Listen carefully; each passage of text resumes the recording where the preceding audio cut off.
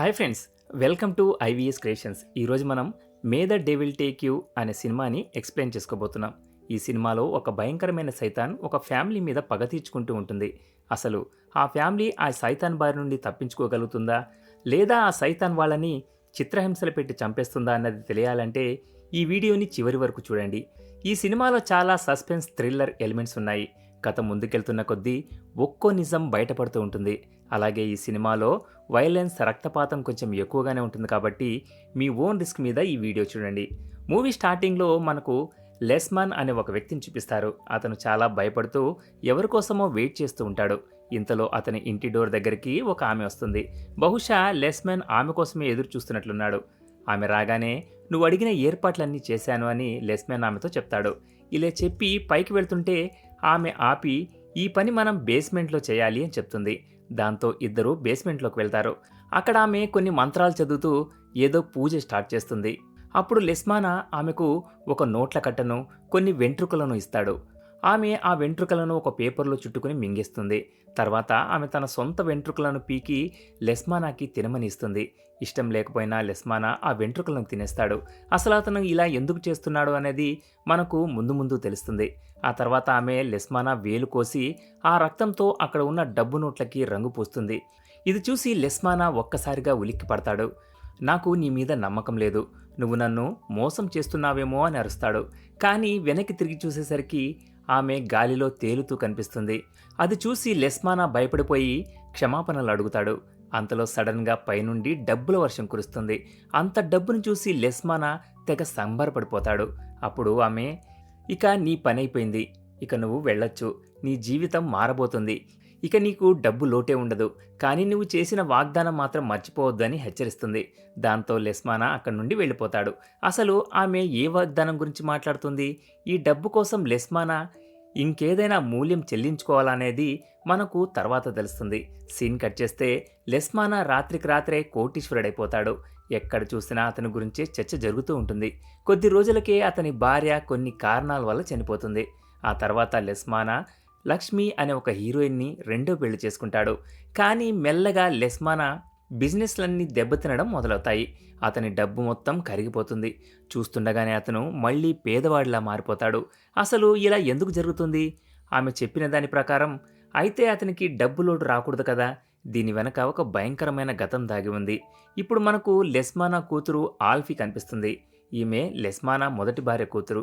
తన తల్లి చనిపోయాక తండ్రి రెండో పెళ్లి చేసుకోవడంతో ఆల్ఫీ ఇంటి నుండి వచ్చేస్తుంది. దాదాపు 10 ఏళ్ల నుండి తండ్రికి దూరంగా ఉంటుంది. అప్పుడే ఆల్ఫీకి హాస్పిటల్ నుండి ఫోన్ వస్తుంది.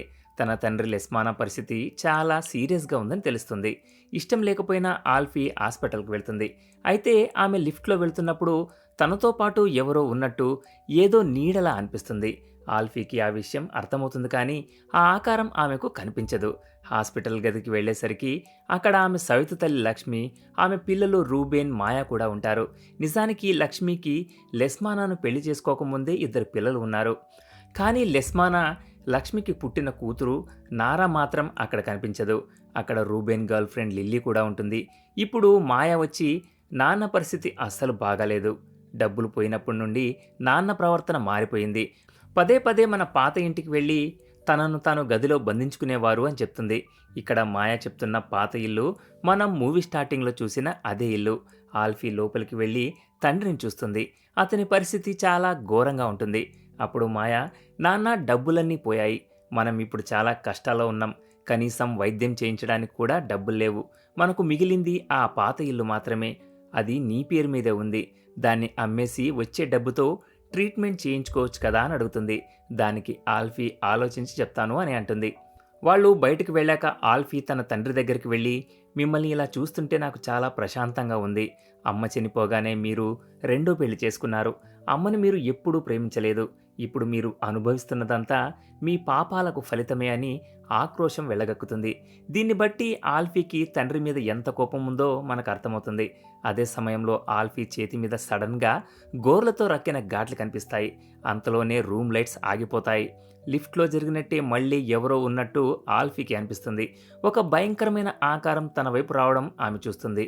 పారిపోదామని చూస్తే కోమాలో ఉన్న తండ్రి ఆమె చేతిని గట్టిగా పట్టుకుంటాడు. ఆ నీడ ఆమె మీదకు దూసుకొస్తుంది.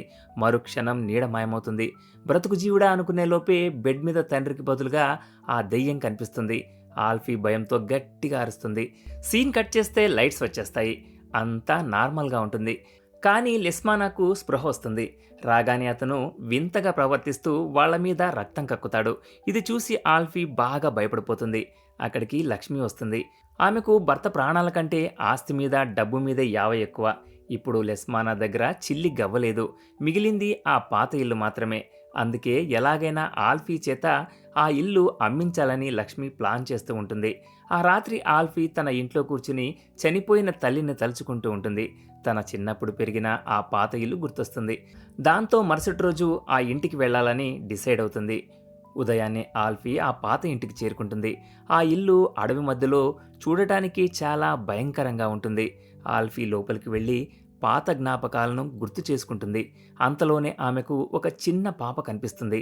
ఆ పాపని ఫాలో అవుతూ వెళ్తే అక్కడ లక్ష్మి, రూబెన్, మాయా కనిపిస్తారు. ఆ చిన్న పాప ఎవరో కాదు, లెస్మానా, లక్ష్మిల కూతురు నారా. ఇల్లు అమ్మించే ప్లాన్ మీదే వాళ్ళు కూడా అక్కడికి వచ్చారని ఆల్ఫీకి అర్థమవుతుంది. లక్ష్మి మళ్ళీ ఇల్లు అమ్మమ్మని గొడవ చేస్తుంది. దాంతో ఆల్ఫీకి కోపం వచ్చి, నువ్వు స్వార్థపరురాలివి, డబ్బు కోసమే మా నాన్నని పెళ్లి చేసుకున్నావు, మా అమ్మ నీలా కాదు, నాన్న దగ్గర ఏమీ లేనప్పుడు కూడా తోడుగా ఉంది అని అరుస్తుంది. ఈ మాటలకు మాయా కోపడుతుంది. కానీ ఆల్ఫీ తగ్గకుండా, నాన్నకి బాగా లేనప్పుడు తోడుండాల్సింది పోయి మిగిలిన ఆస్తి కోసం ఎందుకు ఆశపడుతున్నారు అని నిలదీస్తుంది. కోపం పట్టలేక లక్ష్మి ఆల్ఫీని కొడుతుంది. ఆల్ఫీ అలిగి బయటకు వచ్చేస్తుంది. కాసేపటికి రూబెన్ భోజనం తీసుకుని ఆల్ఫీ దగ్గరికి వస్తాడు. అప్పుడు ఆల్ఫీ ఒక డైరీ చదువుతూ ఉంటుంది. రూబెన్ రాగానే దాన్ని బ్యాగ్లో దాచేస్తుంది.